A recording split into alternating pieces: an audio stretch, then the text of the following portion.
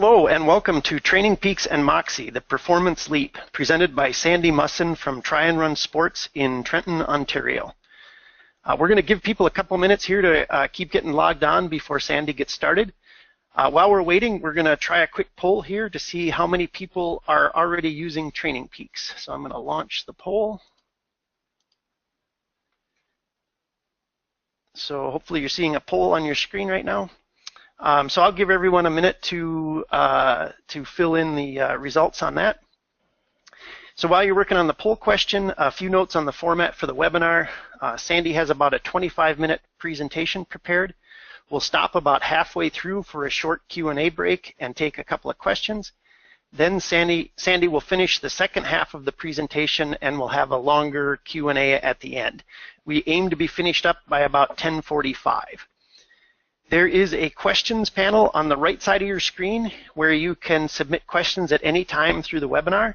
It's different than the chat panel, so make sure you find the questions panel, and we'll get to the questions during the Q&A breaks. Okay, so with that, looks like the poll is done. I'm going to close that and share the results. So it looks like we've got about 22% using the free version, 35% using the premium version, and 43% that are potential new Training Peaks users. So I'll leave that up for just a second.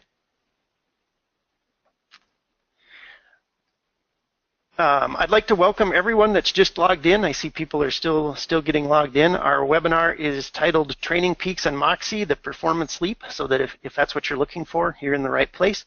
It's going to be presented by Sandy Musson from Try and Run Sports. We're super excited for the presentation today. This is a huge milestone for muscle oxygen monitoring. The compatibility with Training Peaks makes it more practical than ever to use Moxy on a daily basis if you're training on your own, and especially if you're working with a trainer. This really is a capstone of data integration that we've been working on for several years. It started out with the PeriPedal and PerfPro software and Golden Cheetah and a few others. Then we started working with the Garmin devices where we could display our data on the Garmins, and eventually we got to where we could write the Moxy data to the fit file on the Garmins. That was quite a leap. It took a change in format in the fit files for that to happen. And then with that, we could pass the data through Garmin Connect. And now that all that's in place, we now have the compatibility with Training Peaks and WKO4 and a handful of other analysis softwares. And this is really going to mark a shift from Moxy being primarily a lab assessment tool to Moxy being an everyday training guidance tool. And that's what Sandy is going to show us, how it works so well as an everyday training guidance tool. I'm going to close this poll here. So one other note, we're having a door prize today. So the prize is 3 months of free remote training with Coach Sandy. This includes the use of a Moxy sensor and access to a premium Training Peaks account, and we'll set you up with a Garmin too if you don't already have one. And a big thank you goes out to Training Peaks for contributing the premium account. So at the first Q&A break, we'll have instructions for how to enter the drawing. So we'll have you subscribe if you want to enter the drawing, and we'll announce the winner at the very end. So with that, let's get down to business. I'd like to introduce Sandy Musson. Sandy is the head coach at Try and Run Sports, and her clients include 11 Ironman triathletes that all participated at Ironman Chattanooga last summer. And she presented a webinar on that. You can find that on our website. And that was about how she used Moxy for preparing those athletes. Sandy is a longtime Moxy user. When she first got the Moxy, she really dove in head first and learned what the data meant and learned how to apply it for training. And now I would put her among the world leaders in the practical use of this technology. So it's really great that she's going to be sharing some of her concepts with us today. Her presentation is in 2 parts. So first, she's going to look at the functionality that's available in Training Peaks and show how she uses it. And I think we've got a few Training Peaks people that may be logged in for the webinar. She's going to show a couple of feature requests and kind of show them in the context of of what she's looking for. So I'd love to have those Training Peaks people watch for that. Then in the second half of the presentation, Sandy is going to show some examples of data from her own athletes and show how the interpretations and guidance that she can now provide to her clients in a much more timely way. And this will really highlight why the Training Peaks integration is so valuable.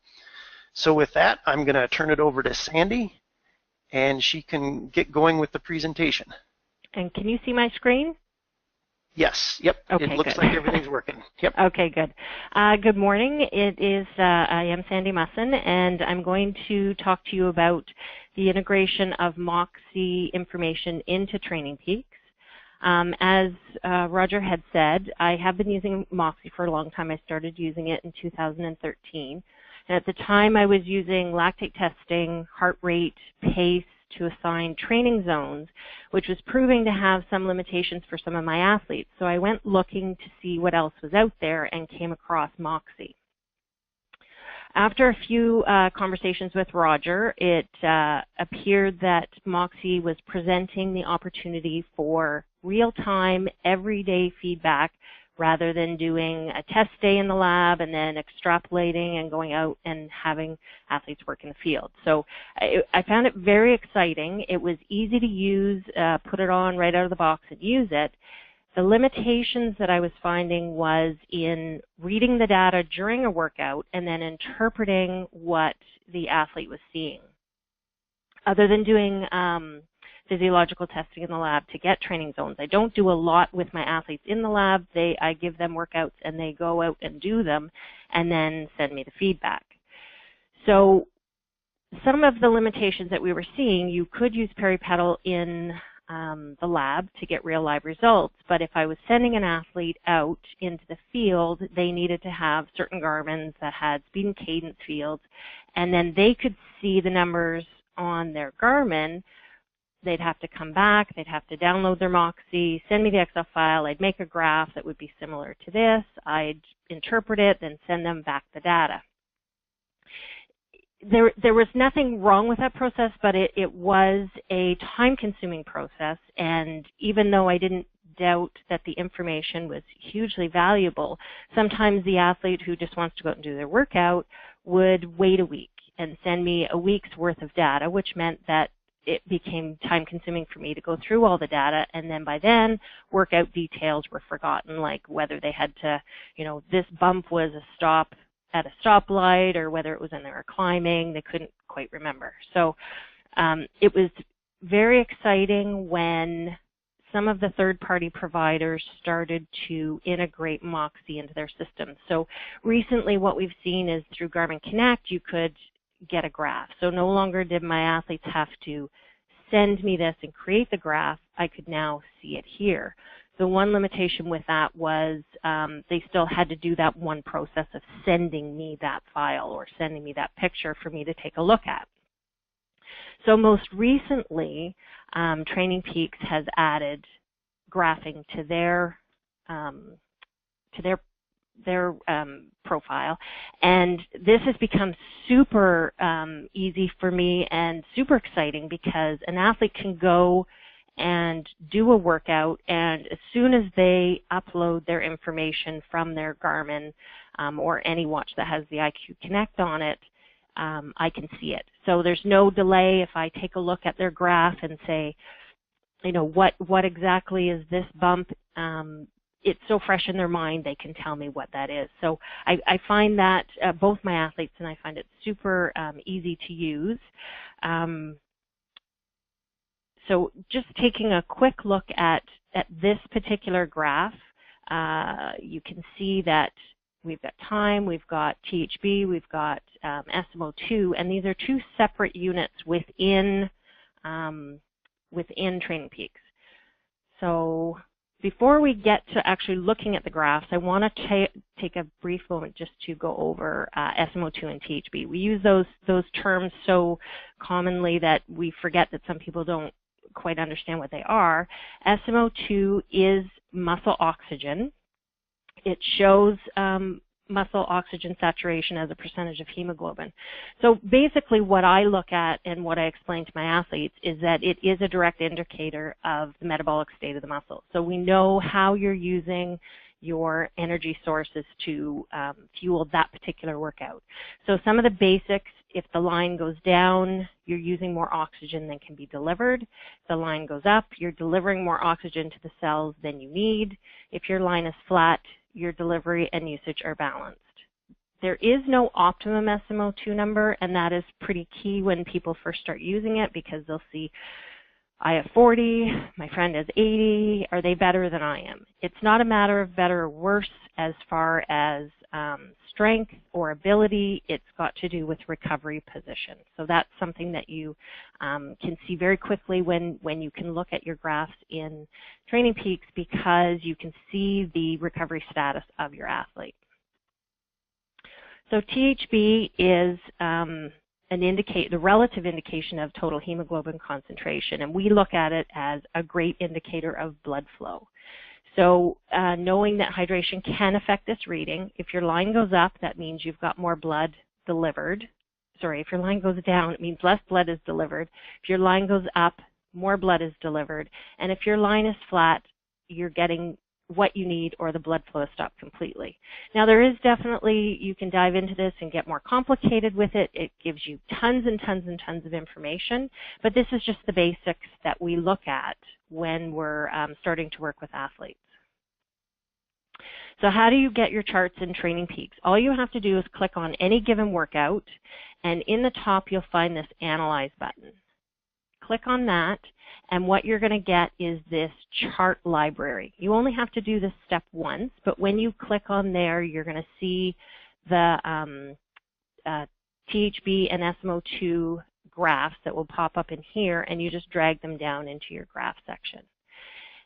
Every time you go in and work and look at a workout, you do have to set the parameters of that workout. That would be, for me, that would be one thing that could possibly be improved, is that maybe you could have, like, this is my default setting, because I'm always looking at time in SMO2, or always looking at time in THB.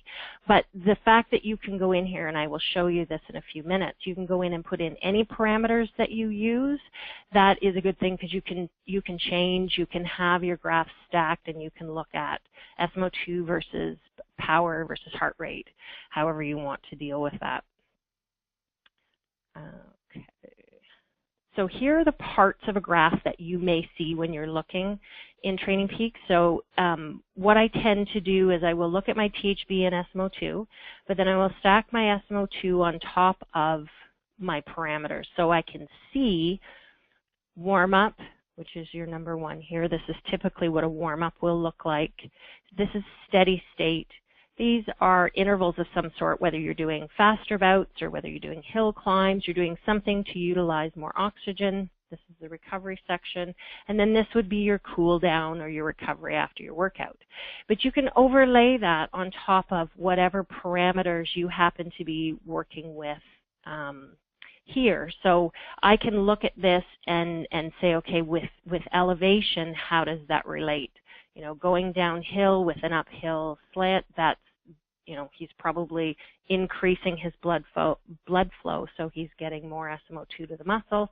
But you can also overlay that with, in this case, pace and heart rate.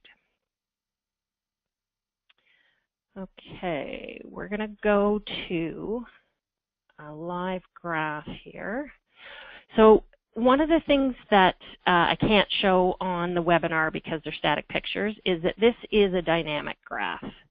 So another area that could be improved would be having a numerical rendering here as well as in your THB. So I'm going to just show you here. So this is THB up here. This is where you would click on and choose what you want, what metric you want to look at. In this case, and I suspect that this has to do with the data out of Garmin Connect, occasionally, because hemoglobin or THB is over such a small scale, like 11 to 12 as an example, and sometimes the graphing makes it like 0 to 13. So you're not going to see the little nuances here. So sometimes that's not a great thing because I can see that there are bumps here, but I can't really see the big nuance, which I'll show you in some of the other graphs. If that's the case and I have a concern, I will have my athletes download their Moxy monitors once a week and save their Excel file. So if I have a concern, I can just have them send me the file and I can look at it in detail. But it would be nice if we could change this somehow. So I'm just going to bring this down and show you. So this is SMO2. You can slide across and see the exact percentages with the time. This little star in the middle is giving us an average over the whole workout. If you want to know a certain section, you can just highlight it here and it will highlight it up here. So you can see it overlaid with, again, whatever parameters you want. And TrainingPeaks does a good job, so if I don't want to know what his cadence is, I can get rid of that and clean this up a little bit. And if I don't really care what his speed is, then I can just look at wattage, and this is a left and right average against his SMO2. And then you have all your other data over here, but being able to look at it with the terrain and then whatever metrics are important to you is a good thing to do. So when we talk about metrics, and I will show you a couple graphs in a minute, when I first started using Moxy, like I said, I used pace and I used heart rate. But we know that pace and wattage are external factors, and I don't want those to drive my workout. I want to know what the SMO2 is to drive my workout. So when we first started using this, I would have my athletes go out and do their workout and note their SMO2. That's what I wanted to see. But they were still doing their workouts based on heart rate and power and pace because that's what they know and that's what they're comfortable with. Once we kind of built a graphing, so to speak, or learned trends for each individual athlete, we would then say, only look at your pace and wattage and heart rate as an after fact of seeing what your SMO2 is doing. So if today's workout is to be a recovery workout and you have to achieve the highest SMO2 you can possibly achieve on this day, that means you may have to go slower than tomorrow when you're more recovered. So what I want to see is that SMO2 in your recovery level, which for athlete A may be 82 or in the mid-80s. So as long as they're achieving 80s, then they can look at their heart rate and wattage and speed and say, oh, isn't that an interesting fact? It doesn't drive the workout, the pace, speed, wattage. It's the SMO2 that then tells us, because then we know, what are you using as an energy source? Are you recovered enough to do this workout? And the great thing about being able to see these graphs is I can keep an eye on my athletes, particularly ones who are coming into competition. I can keep an eye, make sure that they're actually doing the recovery workouts that they need to be doing, as opposed to going out with friends and hammering it when they shouldn't. And I can also take a look kind of at their nutritional status. I'm just going to go back here. And I think we're on questions now. Okay. Yeah. All right, so we're gonna take a short Q&A break here. Just a reminder, there's a questions panel on the right side of the screen, so go ahead and enter your questions in there. And just a note on the remote training giveaway, if you're interested in entering the drawing, there is a raise your hand feature on the right side of your screen. There we go. And so if you'd like to be entered for the drawing, please raise your hand. And Richard Scorza he's helping us here in the background. He has a random number generator queued up. So we'll give everybody a couple minutes to show their interest in that drawing, and then we'll announce the winner at the end of the presentation. We've also got another poll here, so I'll queue that up. What is your primary sport? So we'll launch the poll, and if we could answer the question there, that'd be great, kind of for fun. We'll share those results here in just a minute, and then we'll take a look at any questions that have come in so far. So we've been getting a couple of questions on, is this being recorded? And the answer is yes, it is being recorded. We will post this on the webinar section of our website, and everyone that registered will get a link to the recording. So that's the answer to that one. So the next question is, how do you overlay the SMO2 graph to the others? How do you overlay it, like in? Like I think that. How do you get it to show up on top of the other graph?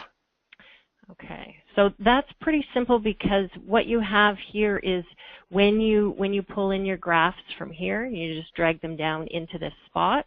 So they will be there all the time. And then what you're going to do is you're going to just open it up, click time, and say I wanted to do, well, I usually always do THB up here.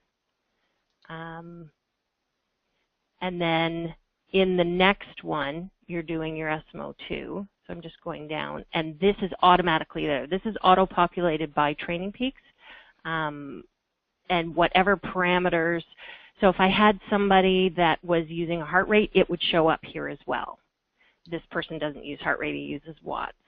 So whatever parameters they are using or recording on their Garmin are going to automatically show up, and then you can get rid of the ones that you don't want or add the ones you want. But this is already here, and then you're dragging those two graphs down from your charts library.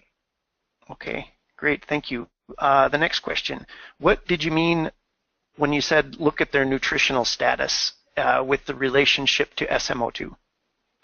Well, I find that clients who are getting dehydrated, it's more a THB blood flow thing. You will see that they consistently are having, as their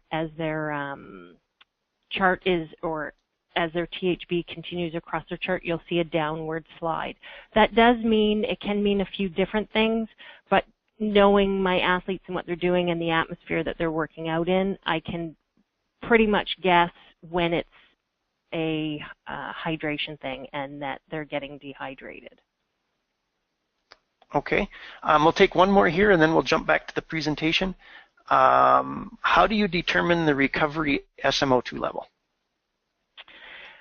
The recovery SMO2 levels have been determined over time. So when I first started working with my athletes, I had them going out and doing, like we did, it was off season, so we did a couple months of just easy workouts and said to them, okay, you have to go out today and ride or run at the slowest possible that you can to achieve the highest SMO2 you can. Now, there's some other things in that. Of course, you want them going fast or hard enough that they're overcoming localized muscle compression, but it was a matter of playing with it. You know, go out and do your normal ride and let's see what your SMO2 number is. Now slow down just a little bit. Does it go up? Does it go down? And playing with it in that way. So most of my athletes have discovered that discovered their numbers. So I have 3 ladies that I work with, and if they're recovered, then their numbers are kind of high 80s, low 90s. I have a couple of guys, they'll be low 80s. I have one guy, he'll be 78. He can't, doesn't matter what he does, he can't get it any higher than that. He knows that that's his recovered SMO2. So if he goes out and the workout today is an intensity workout, I always want them to get their warm up in, which means they may start with a low SMO2, and then as blood flow increases, heart rate increases, it goes up. So say an athlete's recovery level is 80, and the highest they can get on this given day is 65. They can make that decision in the moment because they know if they didn't sleep, if they didn't eat properly, the dog kept them up, whatever it is, work is stressing them out. They know whether they're truly recovered or not, and if they take all of those parameters into consideration, they can say, okay, well, today's going to be a recovery ride instead of an intensity ride. If they say, well, I got a good sleep, I ate well, I don't feel stressed, I feel pretty good, I'm going to do my first interval and see what happens.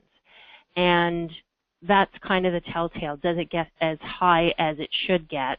And if not, then they pull the plug and they make it a recovery workout. Okay, great. Thank you. We're going to let you get back to the presentation here in just a minute. I'm going to share the results from the poll as far as for our listeners. what is their primary sport. So it looks like we have mostly cyclists and triathletes here today. So let everyone take a look at the poll results there. And just a reminder too, if you want to be involved in the drawing, now is your last chance to get your hand up. And then Rich is going to do the drawing here during the second half of the presentation. Okay.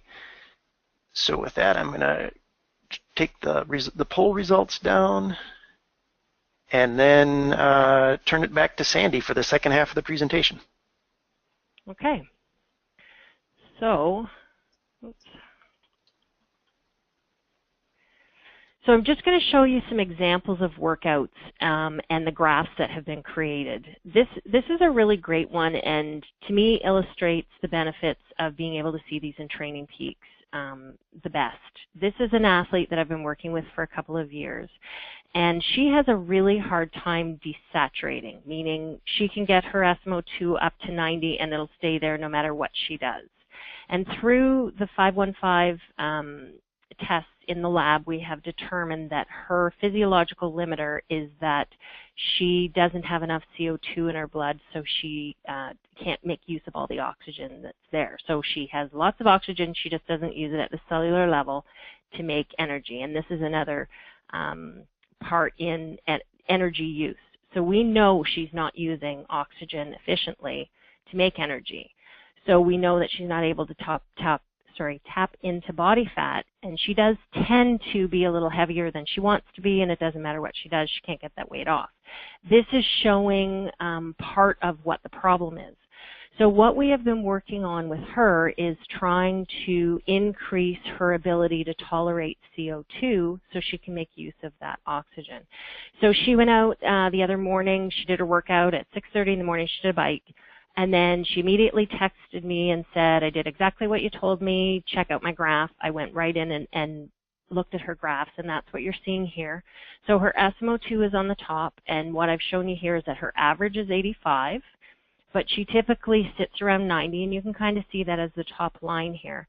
But what these little tiny little blips are here, which are huge victories to her and little blips to us, is every time she did a breath hold. So she's holding her breath for 10 to 15 seconds to increase the CO2 and see if she can desaturate. And that's what she was able to do, exactly what we had wanted. And you can look at the THB, even not knowing what the numbers are, you can see that there's just a gradual uphill slide to that graph, and that's an indication in her case that CO2 is accumulating. So she was able to do her workout, we were able to communicate immediately, see the results, and then we knew what she needed to do going into the next day. This one is an athlete who is preparing to do a 50K trail run. So this was a recovery run. Still has to do it on hilly trails because that's where her race is going to be, but I wanted her to achieve the highest SMO2 that she could on that day and still be able to eat and drink. So blood flow going to the stomach, being able to assimilate what she was eating. So that's basically what this is. You can see the elevation of what she ran, and I didn't put the average up here, but the average was 87. So she's able to get her numbers up good and high. She's still able to do all the things she needs to do, eat and drink. So we know going into her race that she is in a good recovered situation. So as I mentioned before, people who want to keep an eye on heart rate as it relates to SMO2 as they're learning about it, this is an example of a graph where the person used heart rate. I took out her pace and I took out the cadence, but you can see heart rate overlaid on elevation. So just looking, if I had just gotten this graph and saw this SMO2 curve, you know, I would assume that this may be the intensity workout that she was instructed to do, but it could also be something else. So that's why it's nice to be able to put it against this elevation graph. We can see that she was working hard as she was desaturating even though she was going down a hill, and that had to do with the fact that she was following her instruction of 10K pace on the way out, half marathon on the way back kind of thing. So you're able to see your minimum, your average, maximum of heart rate, and you can you can look at your overall SMO2 numbers. This is the same with power and watts. With this particular client, you can see that steady state we talked about, and then some intensity through the back half of that, looking at the average watts. This next one is kind of interesting because, like most people, we have athletes that ride in groups, and they're not always matched well. This is the exact same workout. All 3 athletes rode together. You can see your elevations are the same, and yet we have completely different numbers. So the top one and the bottom one are both on recovery for an event they're doing this coming weekend, and they are both stronger cyclists than the middle cyclist. This person will only ride with these 2 when they're doing recovery, and they do an intensity. But you can see that the top 2 desaturate, even though their averages are completely different. They do desaturate every time they're climbing or they have a hard effort. And the bottom one has a much more constant. She doesn't desaturate as much as these 2. So limiters are slightly different, which is fine, but you can take a look at those SMO2 levels and see that they're all completely different. This one is, again, 2 different athletes preparing for the same competition, did a ride together. You can see the difference in their graphs. This one desaturates much more erratically, I would say is the word. He's always playing catch up, so he'll ride easy and then he'll go hard, and then he'll ride easy and he'll go hard. And you can see the difference between this particular athlete's graph where it's much more consistent. Average SMO2 is much higher than this one where the average is lower. Although this athlete has a higher working heart rate and maximum heart rate than this one does. This is one athlete, and basically all I'm showing you here is the true spectrum of everything that you can see with these graphs. So this is your SMO2 and the THB. They will tell you, this one is on a downhill slant. He tends to get dehydrated. But using your SMO2, you can get all of this information. The tools that he uses, he even gets temperature if he wants it. And then you just take out the items that you want to take out and just look at the ones that are important to you as it overlays to SMO2. So basically, the recommendations that I have for you if you're using this is have your clients download and save their Moxy data once a week so that you do have a backup if you need to dive in and take a look at THB in a little bit more detail. Check your athletes daily when you're first using it so the information is fresh in their heads and you can see it and it makes much more sense that way, and you can ask them any questions that are necessary, and it will also help you change what they may do even the next day or just later in the week. Begin with easy interpretations. Always do the warm-up portion. Make sure they're getting high SMO2s. Do some easy workouts, and then have them play with things like do a 30-second all-out effort and then a complete recovery, and see what kind of numbers you're getting. Create a log. I always say this is similar to your nutrition logs. This is the temperature, this is what I ate, this is what I drank, this is what my SMO2 and my THB numbers are, and this is how hard I worked.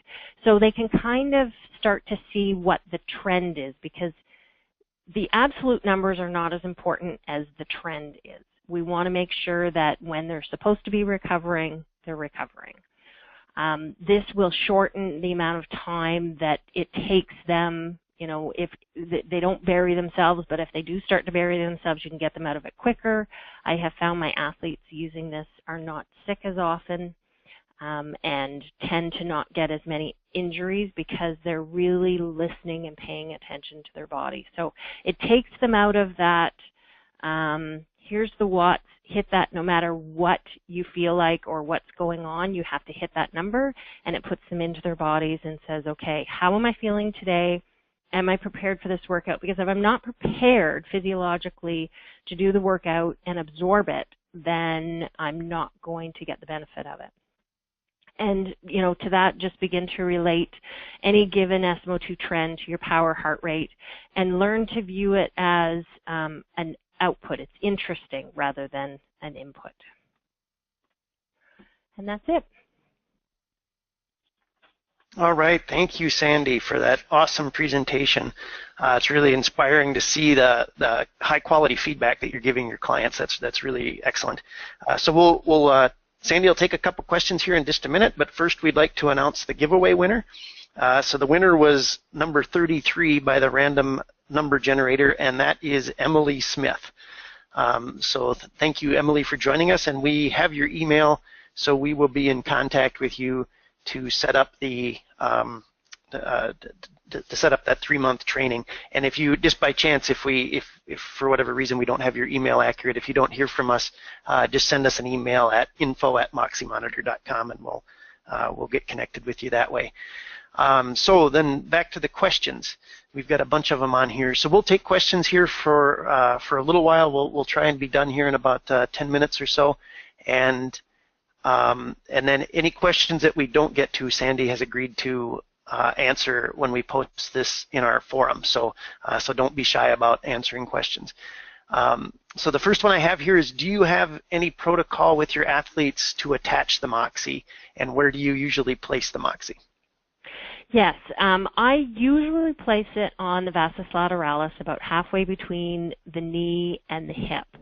It does not work for everybody because basically what you're looking at is an involved muscle. So as an example, I had one runner who could never get the Moxy to desaturate. So she always had really high numbers.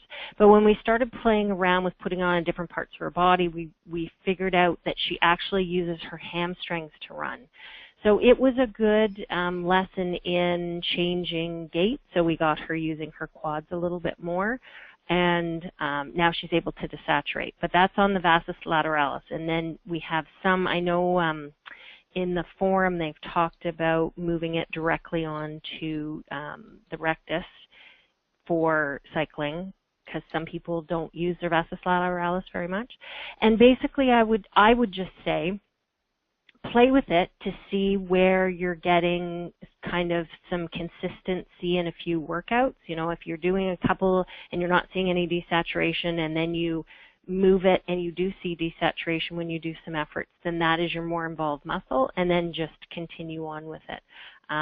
Most of my athletes, because they've been using it for a long period of time, will put it on the vastus, and then we just use the cover stretch over top of it to adhere it to the skin. Okay, here's another question. How much data do you need from an individual before you can see overall trends specific to that athlete?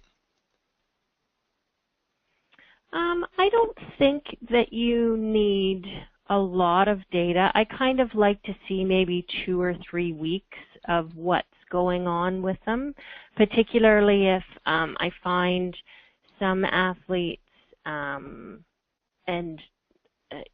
typically it'll be men will have very low numbers when they first start using a Moxy, and that's just got more to do with they tend to go a little bit harder and race a little bit more when they're in groups.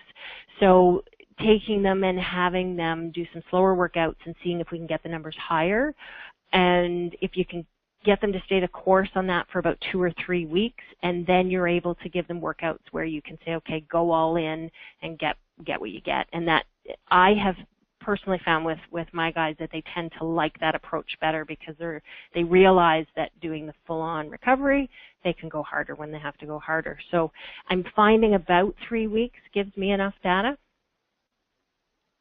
Okay, great. Great explanation there too. Let's see. How do you let the athletes know when they are good to train hard? What figures do they look at to know this?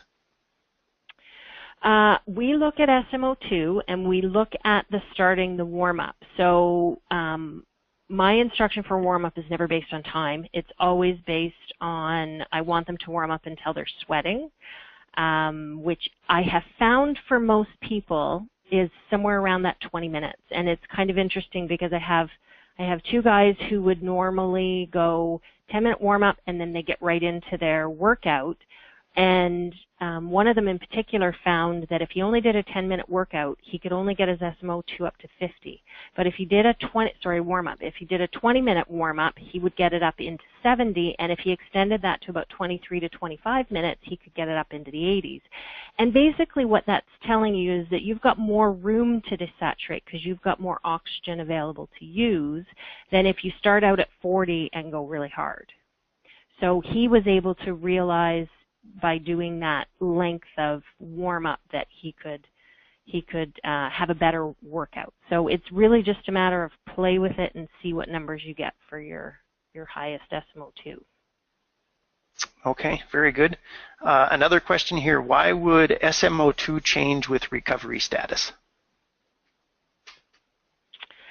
It can be a number of reasons. It could be that if your muscles are tight, as an example, then you're going to have less blood flow, so you're going to have a lower SMO2, as one example. If your hydration is not where it needs to be, you're going to have a lower SMO2.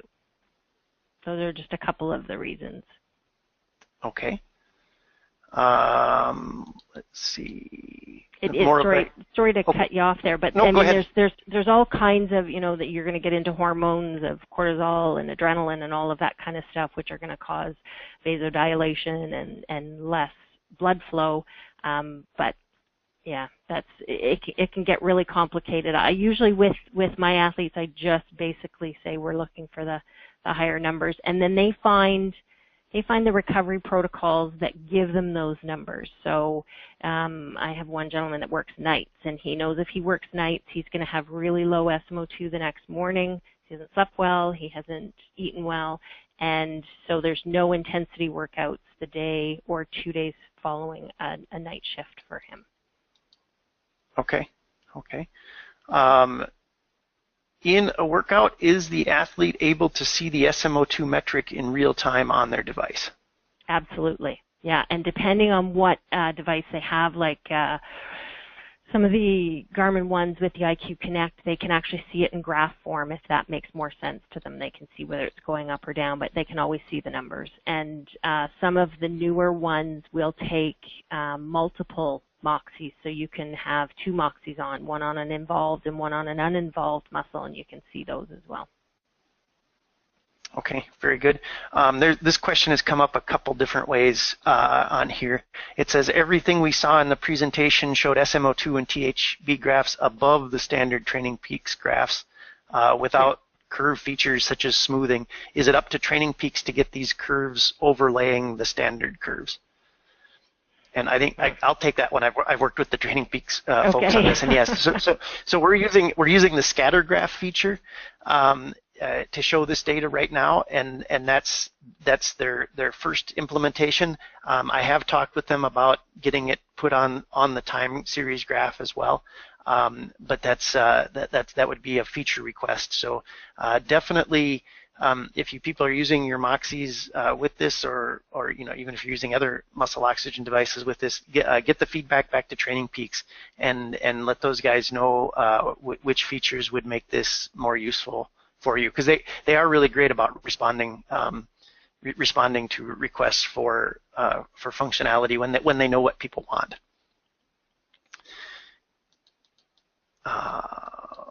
Let's see. Are you using it for swimmers? To be honest, I haven't used it very much for swimmers because I can't, even though Roger says it's waterproof, I can't convince too many of my swimmers to use it yet, or my triathletes. I have had 2 people who have used it in swims and have had no problems with waterproofness, but I think that's more of a psychological thing. So if they won't wear it, I can't get the data. Sure. So what muscle were they using? They use deltoid. Okay, and just one comment on swimming, a technical issue. The ANT Plus transmission doesn't work underwater, so you'd have to download the data recorded on the sensor. So that's an issue just to be aware of. The sensor does store the data, so it's available, but it doesn't broadcast it through the water. Next question, do your athletes use Moxy on every workout? Yes. Yeah, it's so easy to use that there's no reason that they shouldn't. It would be like saying, you know, there's a couple of times a year I say to them, run naked, don't take any electronics with you, just go out and run or ride just for the fun of it. But it would be the same as them not using their heart rate or not using their power wattage or their distance. I mean, it's become integrated into what they do for a workout. And you know, if they're doing an easy ride, they may not need to have the graph looked at because they're seeing the numbers they're supposed to see and everything's good. But if they are starting to see things, you know, the numbers aren't climbing the way they should, then that may be something that they bring to my attention. Okay, great. In the case of the individual that has a hard time desaturating, has this changed how she trains? Yes, we work much more on the breath holds, trying to get that CO2 up, and that's basically where we are with her. We're kind of in the infancy of her using it and figuring out how to train with it, but we haven't gotten into doing anything super intense because we want to get her used to CO2 tolerance. So she's trying to do some nasal breathing when she's doing easier workouts, which an easy workout now has become super hard because she's got to do all her breathing through her nose.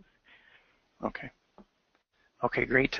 We're getting short on time, and we've got a lot of questions here. We'll just take a couple more, and then we'll post the ones that we can't get to on the forum.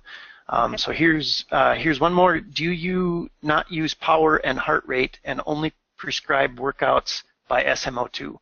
Also, Yes. What devices display SMO2 during the workout?